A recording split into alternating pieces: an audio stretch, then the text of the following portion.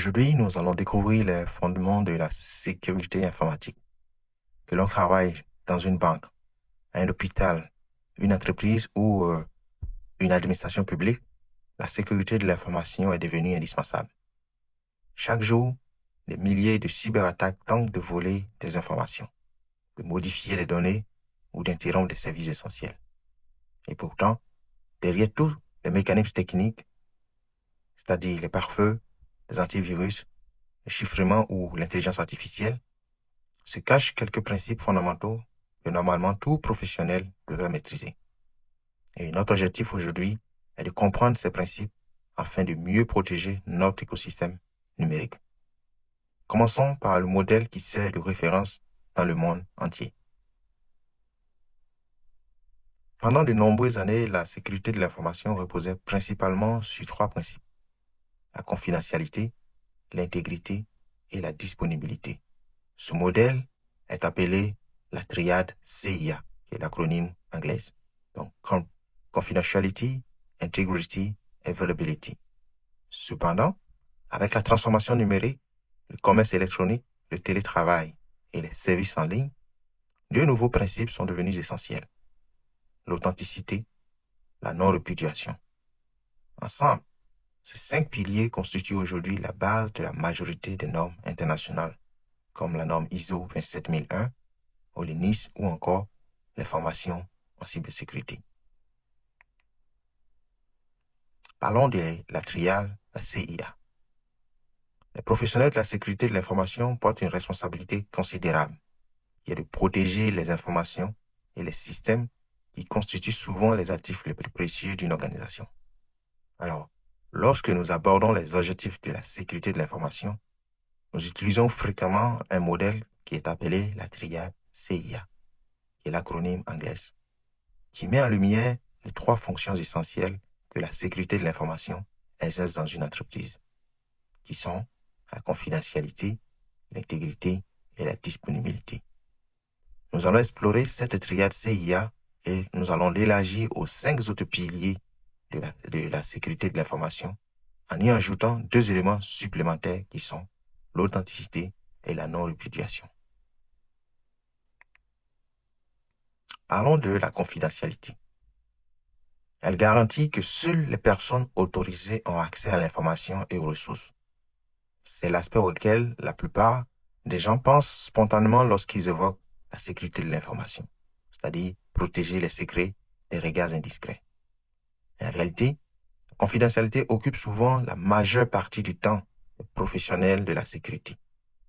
Les individus malveillants qui cherchent à compromettre la confidentialité tentent de divulguer des informations sensibles, les rendant accessibles à des personnes non autorisées ou au grand public sans le consentement du propriétaire. Un exemple concret: si un employé des ressources humaines peut consulter les salaires de tous les employés, cela est normal. Mais en revanche, un technicien informatique n'a généralement pas besoin d'y avoir accès. L'intégrité. Les professionnels de la sécurité aussi sont également responsables de la protection de l'intégrité des informations dans l'organisation. Cela signifie de prévenir toute modification non autorisée des données. Ces modifications non autorisées peuvent résulter d'un pirate informatique qui cherche intentionnellement à altérer l'information ou d'une perturbation de service affectant accidentellement les données stockées dans le système. Dans tous les cas, il incombe aux professionnels de sécurité de l'information de prévenir ces atteintes à l'intégrité. Le troisième objectif de la sécurité de l'information est la disponibilité.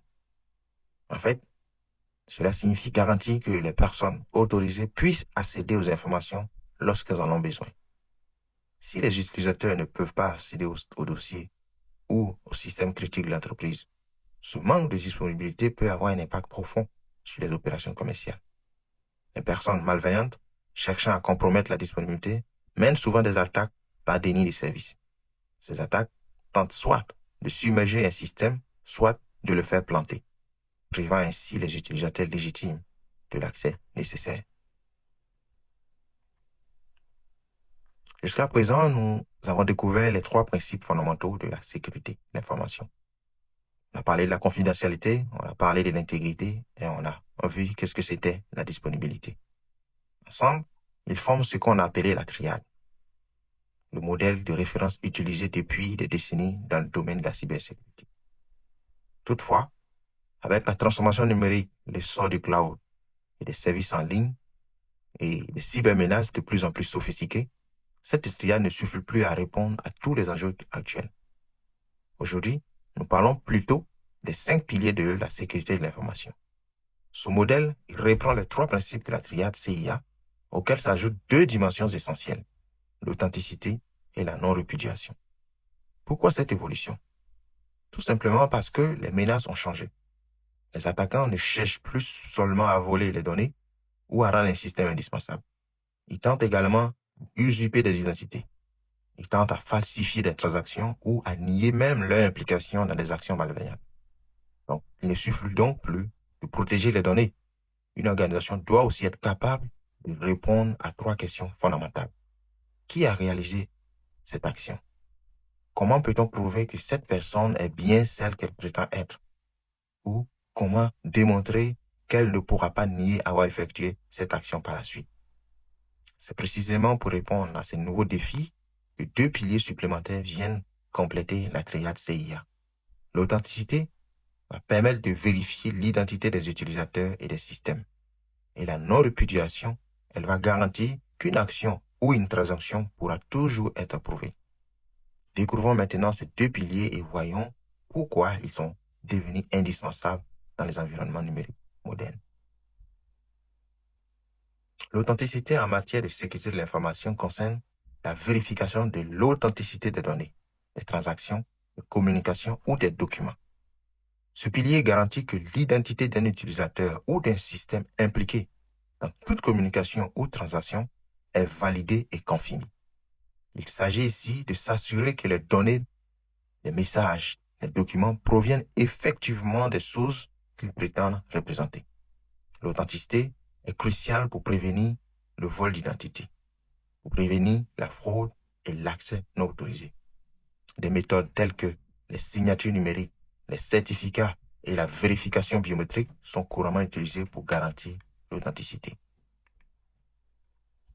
Quant à la non-répudiation, elle consiste à assurer qu'une fois une transaction ou une communication effectuée, les parties prenantes concernées ne peuvent pas nier la validité de leur participation ou l'authenticité de leur signature ou de leur message. Cet aspect de la sécurité de l'information est essentiel dans les environnements juridiques et contractuels où une preuve de participation ou d'action est nécessaire.